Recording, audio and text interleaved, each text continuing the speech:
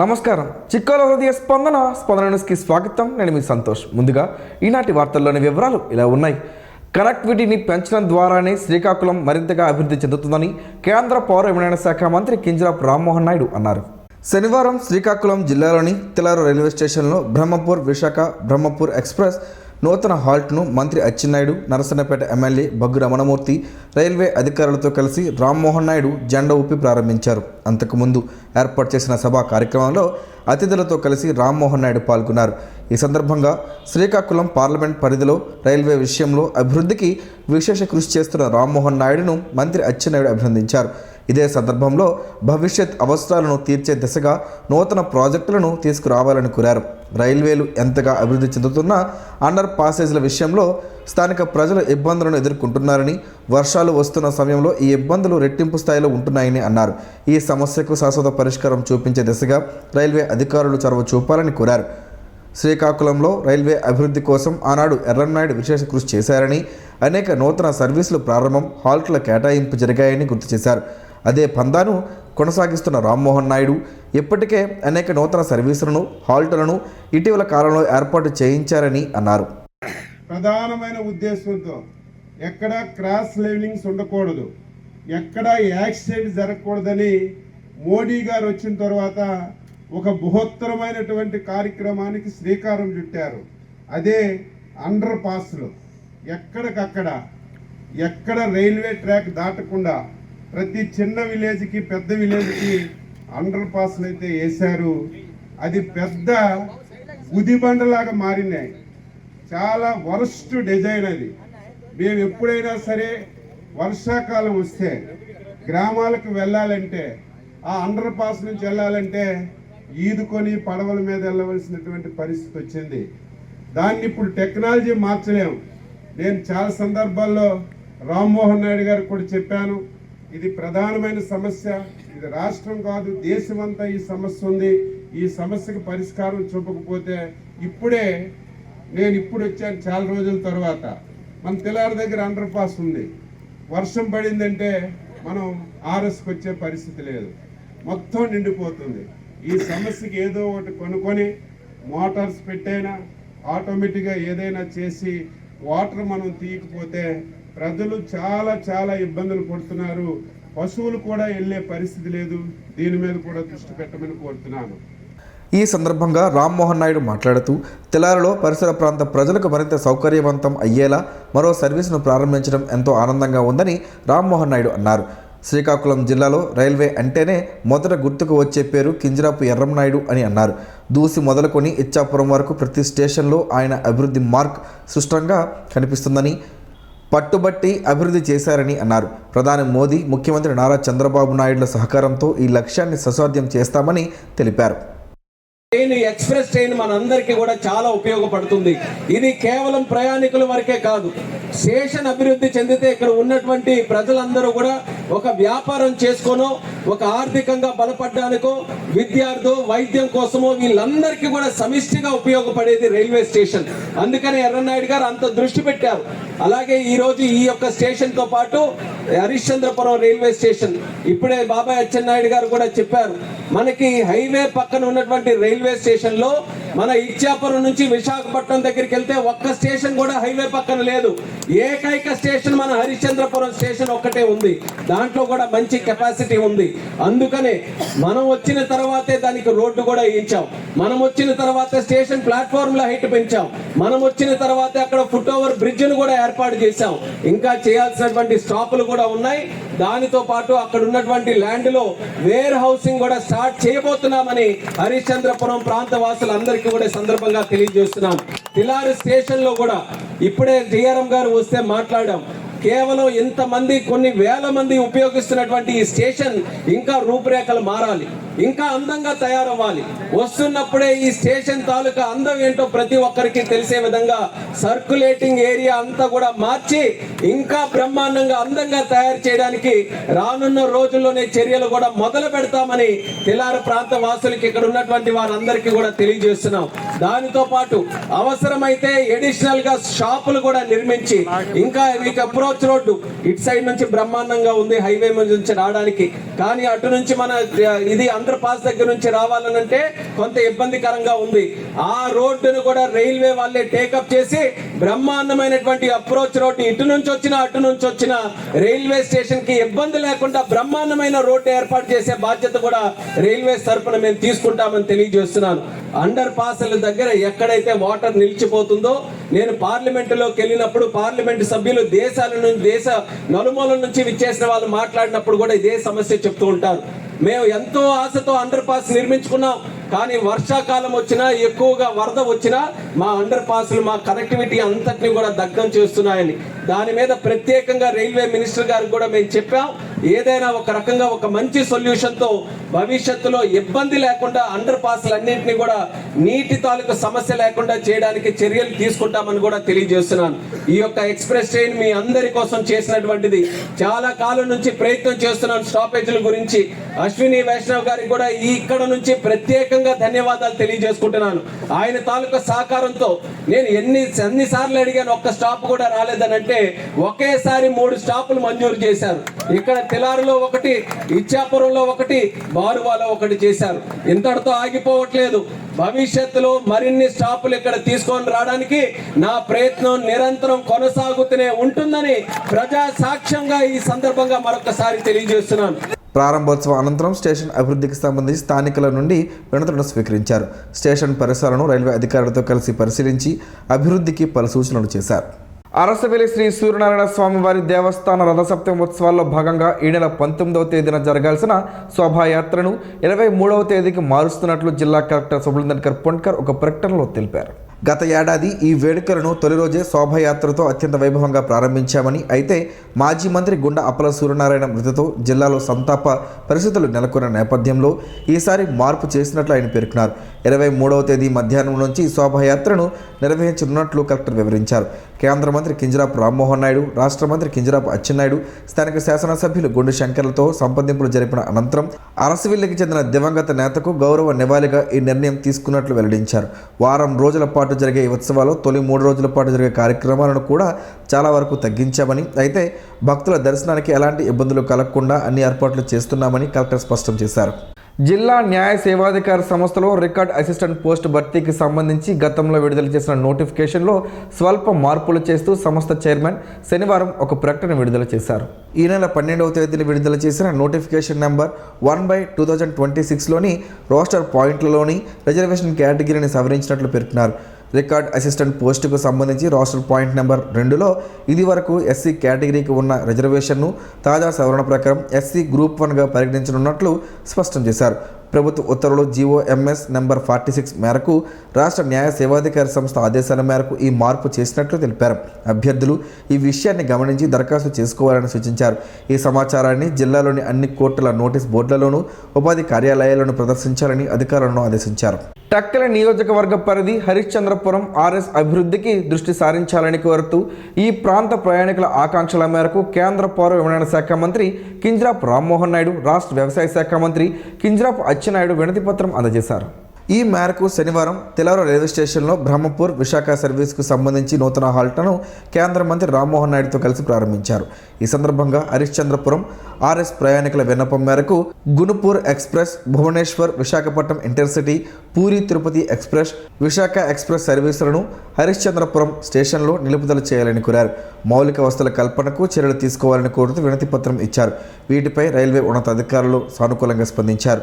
Harishchandrapuram railway స్టేషన్కు ఆనుకొని 40 ఎకరాల ప్రభుత్వం స్థలం ఉందని, దీనిని ఆదాయం తీసుకుని వచ్చేందుకు వీలుగా రైల్వే గోడ నిర్మాణానికి కానీ, రైల్వే ప్రొడక్షన్ ఫోర్స్ కానీ సంబంధించి క్వార్టర్స్ నిర్మాణానికి కానీ లేదా ఇతర అభివృద్ధి పనులకు కానీ చేపట్టాలని ప్రయాణికుల తరపున మంత్రి అచ్చెన్న విన్నవించారు. తద్వారా స్టేషన్ సిబ్బందిని కానీ, టికెట్ విక్రేతలను కానీ నియమించి స్థానికంగా ఇక్కడి నుంచే పనిచేసే వీలుంటుందని పేర్కొన్నారు. కార్యక్రమంలో divisional railway manager Lalit Bohra పాల్గొన్నారు. ఆంధ్రప్రదేశ్ శాసనసభ ప్రభుత్వ రంగ సంస్థల కమిటీ ఈ నెల 22 నుంచి 25వ తేదీ వరకు ఉత్తరాంధ్రలో పర్యటించనుందని జిల్లా కలెక్టర్ ఒక ప్రకటనలో పేర్కొన్నారు. ఈ నెల 22వ తేదీన అమరావతిలో సమావేశమై రాత్రికి రైలు మార్గంలో శ్రీకాకుళంకు బయలుదేరుతారని, 23వ తేదీన శ్రీకాకుళం కలెక్టరేట్లో అంబేద్కర్, జేఎన్టీయూ, ఆర్జేయూకేటీ వర్సిటీలలో పాటు సుడా స్మార్ట్ సిటీ కార్పొరేషన్ అధికారులతో కమిటీ సమీక్ష నిర్వహిస్తారని చెప్పారు.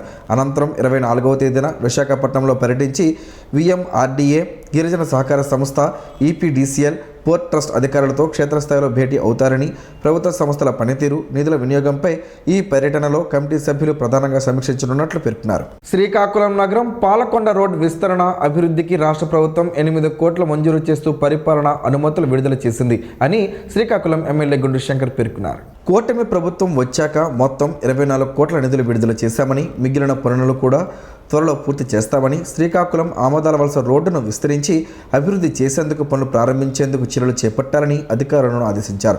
రోడ్డు అభివృద్ధికి నిరంతరం పర్యవేక్షిస్తూ కృషి చేసిన శ్రీకాకుళం ఎమ్మెల్యే గుండు శంకర్ అధికారులను, ప్రభుత్వ పెద్దలను సమన్వయపరుచుకుని అవసరమైన నిధులు రాబట్టగలిగారు.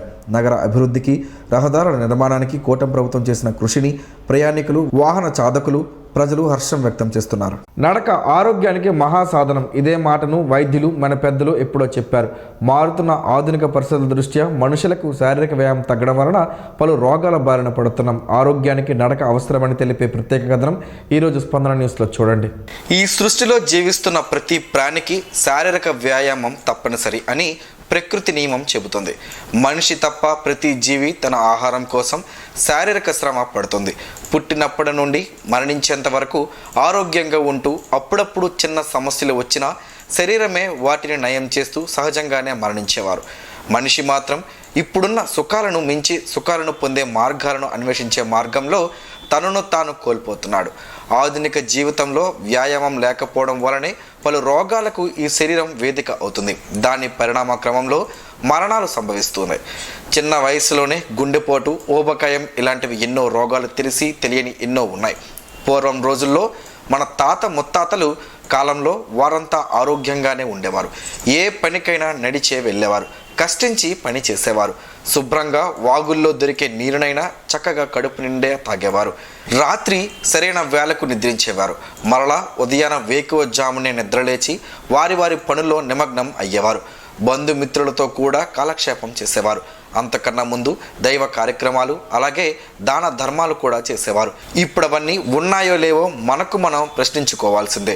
రోజులో సహజంగా జరిగే నడకను ఇప్పుడు వాకింగ్, ఆంగ్ల భాషలో అంటూ ఉదయాన, సాయంత్రం పూటల్లో కొందరు చేస్తున్నారు. ఇది మంచి పరిణామం అయినప్పటికీ అందరూ నడక గొప్పతనాన్ని గుర్తించాలి. ప్రతి ఒక్కరూ నడకను ఎంచుకొని ఆరోగ్యాన్ని పొందాలి. ఆరోగ్య ఆంధ్రప్రదేశ్ దిశగా ప్రతి ఒక్కరూ కృషి చేయాల్సిన అవసరం ఉంది. ముఖ్యంగా ప్రభుత్వాలు ఎన్ని చేసినా ప్రజల నుంచి స్పందన రావాలి. అందులో భాగంగా ప్రజాప్రతినిధులు, స్వచ్ఛంద సంస్థలు కూడా నడక ప్రాముఖ్యతను వివరించడంతో పాటు నడక పోటీలను నిర్వహించడం, వారికి బహుమతులు ప్రదానం చేయడం, వీటికి నిధుల కోసం ప్రభుత్వాన్ని కోరడం వంటి పనులు చేయవచ్చు. మరీ ముఖ్యంగా అనారోగ్యం బారిన పడిన వారికి మందుల రూపంలో ప్రభుత్వాలు వ్యక్తిగతంగా ఎంతో ఖర్చు చేస్తున్నాం. అలాంటి ఖర్చులను నివారించేందుకు ముందుగా ఆరోగ్యాన్ని కాపాడుకోవడంతో నిధులు కొంతమేర తగ్గుతాయి. ఇలాంటి నిర్ణయాన్ని ఆంధ్రప్రదేశ్ ప్రభుత్వం ఇటీవల తీసుకున్నట్లు సంబంధిత శాఖ అధికారులు వెల్లడించారు. వాకింగ్ ట్రాక్లను ఏర్పాటు చేయనున్నట్లు చెప్పారు. వీటి వలన పౌరులకు ఆరోగ్యం ప్రాప్తిస్తుంది, అనారోగ్య సమస్యలు రావని, ఏటా మందుల కోసం ₹1,00,00,000 ప్రభుత్వం ఖర్చు చేస్తుందని గణాంకాల ద్వారా తెలుస్తుంది. అయితే మానవులు ఆరోగ్యానికి ప్రత్యేక శ్రద్ధ వహించి ముందస్తు చర్యలకు ఉపక్రమించాలి. మన ఆరోగ్యం కోసం పరితపిస్తున్నట్లే భూమి ఆరోగ్యానికి కూడా కృషి చేయాల్సిన అవసరం అందరిపైన ఉంది. పాలిథిన్, సింగిల్ యూజ్ ప్లాస్టిక్ను వాడకుండా ఎవరికి వారే నిషేధించుకోవడంతో పాటు మొక్కలను విరివిగా పెంచుతూ వాటిని సంరక్షించుకోవడం చేస్తే మరో 5 ఏళ్లలో అద్భుతమైన ఆంధ్రప్రదేశ్గా మనం చూడవచ్చు. పల్నాడు జిల్లా పిన్నేరులో వైఎస్ఆర్సీపీ కార్యకర్త మందా సల్మాన్పై టీడీపీ కార్యకర్తలు ఇనుపురాడ్లతో దాడి చేసిన చర్యను వ్యతిరేకిస్తూ వైఎస్ఆర్సీపీ నాయకులు ఈరోజు రాష్ట్ర వ్యాప్తంగా అంబేద్కర్ విగ్రహాల వద్ద ఆందోళన కార్యక్రమాలు చేపట్టారు. రాష్ట్ర వ్యాప్త ఆందోళన కార్యక్రమంలో భాగంగా శ్రీకాకుళం జిల్లా అంతటా నిరసన కార్యక్రమాలు చేపట్టారు. శ్రీకాకుళం నగరంలోని కాంప్లెక్స్ ధరలో గల అంబేద్కర్ విగ్రహానికి మాజీ డిప్యూటీ సీఎం ధర్మాన కృష్ణదాస్, యువనేత ధర్మాన రామ్మనోహర్ నాయుడు వినతి పత్రాలను అందజేశారు. అనంతరం వారు మాట్లాడుతూ రాష్ట్రంలో టీడీపీ నాయకులు పరిస్థితి దారుణంగా ఉందని, అధికారంలోకి వచ్చిన నాటి నుంచి రెడ్ బుక్ రాజ్యాంగం అంటూ రెచ్చిపోతున్నారని, విచక్షణ రహితంగా ప్రవర్తిస్తున్నారని ఆందోళన వ్యక్తం చేశారు. ప్రజలు అన్ని గమనిస్తున్నారని, త్వరలోనే ఇంటికి పంపిస్తారన్నారు.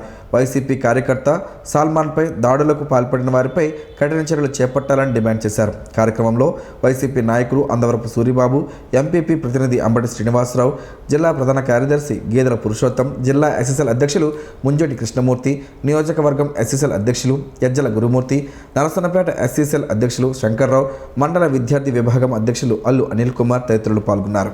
అరసవల్లి ధరలో గల శ్రీ రమ్య తిరుమల ఆలయంలో వెంకటేశ్వర స్వామివారికి శనివారం ఆలయ ప్రధాన అర్చకులు ప్రత్యేక పూజలు నిర్వహించారు. స్వామివారికి వేకో జాము నుంచే ప్రత్యేక పూజలు నిర్వహించగా భక్తులు తరలివచ్చి స్వామివారిని దర్శించుకుని తీర్థ ప్రసాదాలను స్వీకరించారు. ఈ సందర్భంగా ఆలయంలో స్వామివారికి నిత్య పూజలు చేస్తున్నట్టు తెలిపారు. చుట్టుప్రక్కల భక్తులు తరలివచ్చి స్వామివారిని దర్శించుకోవడం ఆనందంగా ఉందన్నారు. ప్రతి నెలలో ఒకరోజు ఆలయ ప్రాంగణంలో భక్తులకు అన్న ప్రసాదాన్ని అందిస్తున్నట్టు తెలిపారు. అలాగే ఆలయ ప్రాంగణంలో ముడుపు కట్టే కార్యక్రమాలు నిర్వహిస్తున్నట్లు భక్తులు ఈ సదవకాశాన్ని వినియోగించుకోవాలని కోరారు. అలాగే ఆదివారం అమావాస్య రోజున శ్రీ మహాలక్ష్మి అమ్మవారికి పంచామృత అభిషేకం, అర్చన, అలంకారం జరుగుతుందని, భక్తులందరూ అభిషేకంలో పాల్గొని అమ్మవారి అనుగ్రహానికి పాత్రలు కాగలరని కోరారు. తామాడలో సంక్రాంతి పండుగ సందర్భంగా మాజీ సర్పంచ్ పాల్శెట్టి మదిబాబు, ఉమా దంపతులు పేదవారికి చీరలు, లుంగీ పంచెలు, తువ్వాలను పంపిణీ చేశారు. వీరి కుమార్తెలు డాక్టర్ సాయి రిషిత, డాక్టర్ సాయి వినూత చేతుల మీదుగా పంపిణీ జరిగింది. ఈ సందర్భంగా మధుబాబు మాట్లాడుతూ ప్రతి సంవత్సరం తన తండ్రి సూర్య రామారావు పేదవారి పట్ల అభిమానంతో కొత్త బట్టలను పంపిణీ చేసేవారని, ఈ పంపిణీని వారి జ్ఞాపకార్థం తమ కుటుంబ సభ్యులతో ఆనవాయితీగా కొనసాగిస్తూ నా కుమార్తెలు కూడా అలవాటు చేసుకోవాలని వారి చేతుల మీదుగా పంపిణీ చేస్తున్నామని తెలిపారు. పేదవారి పట్ల అభిమానంతో సహాయం చేసి వారి కళ్ళల్లో ఆనందం చూడటం ఎంతో సంతోషంగా ఉందని, అదే నిజమైన సంక్రాంతి అని అన్నారు. ఈ కార్యక్రమంలో ముత్యాలరావు, కళావతి పాల్గొన్నారు. సంక్రాంతి పండుగ సందర్భంగా జిల్లా వ్యాప్తంగా పేకాట, కోడి పందాలు వంటి అక్రమ కార్యకలాపాలను పూర్తిగా నియంత్రించేందుకు పోలీస్ శాఖ ప్రత్యేక చర్యలు చేపట్టిందని జిల్లా ఎస్పీ తెలిపారు.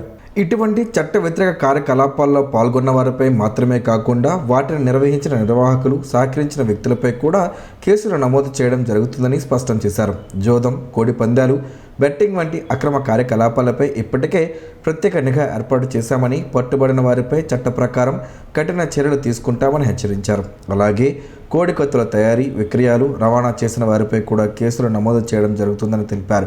కోడి పందాలు నిర్వహించిన వారిపై, అందులో పాల్గొన్న వారిపై ఎట్టి పరిస్థితుల్లోనూ చట్టపరమైన చర్యలు తప్పవని జిల్లా ఎస్పీ స్పష్టం చేశారు. ఇటువంటి అక్రమ కార్యకలాపాల గురించి సమాచారం ఉన్నట్లయితే ప్రజలు సంబంధిత పోలీస్ స్టేషన్ సిఐలు, ఎస్ఐలు లేదా జిల్లా SP 63099900800, special branch CI 63099900886, police control room dial 112, police WhatsApp number 63099900933 నెంబర్కు తెలియజేయాలని కోరారు.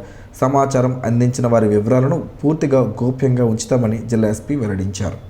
జనవరి 26వ తేదీన కర్తవ్య పథ్లో నిర్వహించబోతున్న గణతంత్ర దినోత్సవంలో ప్రదర్శించబోయే సాంస్కృతిక కార్యక్రమాలలో మన జిల్లాలోని ప్రముఖ నాట్యాచార్యుడు రఘుపాత్రుని శ్రీకాంత్ తాలూకా శివశ్రీ నృత్య కళానికేతన్ సంస్థ నుండి మన కూచిపూడి సాంప్రదాయంలో 5, భరతనాట్యం సాంప్రదాయంలో 8 మంది పాల్గొనున్నారు. ఆంధ్రప్రదేశ్ రాష్ట్రం నుండి ప్రాతినిధ్యం వహించే గొప్ప అవకాశాన్ని దక్కించుకున్న ఈ బృందం నుండి కూచిపూడి విభాగంలో నేహ, వర్షిత, శ్రేయశ్రీ, బిందు, లలిత పాల్గొనబోవుగా భరతనాట్యం విభాగంలో అన్నా, నేహ, దామస్, సుష్మా, సంజన, శ్రీవల్లి, శ్రావణి, జ్యోత్స్న, పవిత్ర, శ్రీ సాయిలక్ష్మి పాల్గొననున్నారు. ఈ బృందం ఇప్పటికే ఢిల్లీ చేరుకుని గణతంత్ర దినోత్సవం రోజు జరగనున్న కార్యక్రమంకు నాట్య సాధనను ప్రారంభించారు. ఈ బృందం 2022 గణతంత్ర దినోత్సవంలో పాల్గొని విజేతలుగా నిలిచి తద్వారా అమెరికా పర్యటించిన విషయం సుపరిచితమే. మరొకసారి ఢిల్లీలో జరగబో గణతంత్ర దినోత్సవంలో పాల్గొనే అవకాశాన్ని దక్కించుకున్న మన శివశ్రీ నృత్య కళానికేతన్ బృందం మన రాష్ట్రంలోనే రెండవసారి ఇటువంటి గొప్ప అవకాశం దక్కించుకున్న ఏకైక బృందం కావడం మన జిల్లాకి గర్వకారణం. మన జిల్లాకు ఖ్యాతిని పెంచుతుందా? నాట్యాచార్యులు శ్రీకాంత్కి, అతని బృంద సభ్యులు అందరికీ, పలువురు కళాకారులు, అభిమానులు, కళాభిమానులు, కళా పోషకులు, కళా సంస్థలు, అధికార ప్రతినిధులు అందరూ కూడా శుభాభినందనాలు తెలియజేశారు. తులసి ఆకుల్లో ఎన్నో ఔషధ గుణాలు ఉన్నాయని ఆరోగ్య నిపుణులు చెబుతున్నారు. ఆ వివరాలేంటో ఈరోజు ప్రసారమయ్యే ఆరోగ్యమే మహాభాగ్యంలో తెలుసుకుందాం.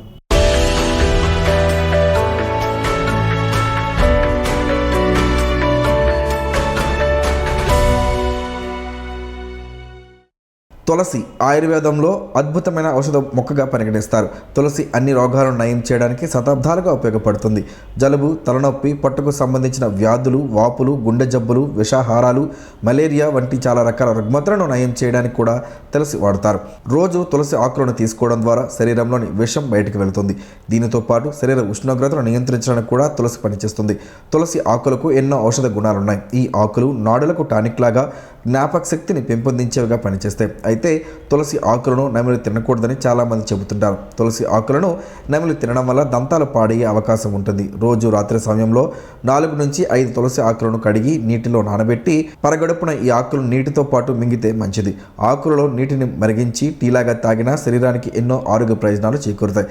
పాదరసం, ఐరన్ తులసి ఆకులలో ఎక్కువగా ఉంటాయనే సంగతి తెలిసిందే. తులసి ఆకులను నమిలితే ఈ రెండు విడుదలయ్యే అవకాశాలు ఉంటాయి. తులసి ఆకుల వల్ల దంతాలు పాలిపోయే అవకాశం కూడా ఉన్న నేపథ్యంలో తులసి ఆకులను నమిలి తింటే పంటిపై ఎనామిల్ పొర దెబ్బతినే అవకాశం ఉంటుంది. తులసి ఆకులను డైరెక్ట్గా మింగడంతో పాటు తులసి ఆకుల రసాన్ని నోటు పోతలకు నివారణగా వినియోగించడం మంచిది.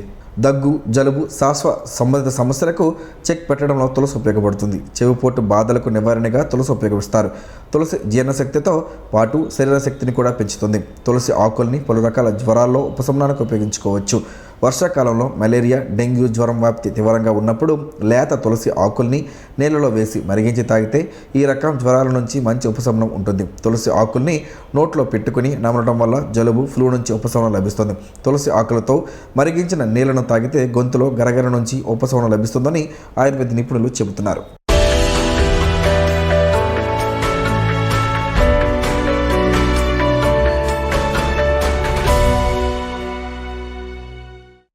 ఈరోజు వార్తల్లో ఒక మంచి మాటను విందాం, ఆచరిద్దాం. సమాజ శ్రేయస్సును కాంక్షించే మహనీయుల మాటల్లోంచి ఈరోజు. జీవనం గమనం గమ్యం. ఋషి చింతన. చెయ్యవలసిన పనులకు తెల్లవారుజామున నిర్ణయము తీసుకోవాలి. చేసిన తప్పులకు నిద్రపోయే ముందు పశ్చాత్తాపపడాలి. ప్రపంచం ఫలితాలను గురించి ఆలోచిస్తుంది. ప్రకృతి మనిషి మనుగడ కోసం పరితపిస్తుంది. ఓం శ్రీ గాయత్ర్యై నమః. స్పందన ప్రేక్షకుల కోసం స్పందన న్యూస్ని ఇప్పుడు యూట్యూబ్లో అందుబాటులో ఉంచడమైంది. SDV స్పేస్ స్పందన అని టైప్ చేసి వీక్షకులు తమ అనుకూలమైన సమయంలో న్యూస్ని వీక్షించగలరు. ఈ వార్తలు ఇంతటితో సమాప్తం. మరలా ప్రసారం అయ్యే స్పందన న్యూస్లో కలుసుకుందాం. అంతవరకు సెలవు. నమస్కారం. మీ మాటే మా బాట.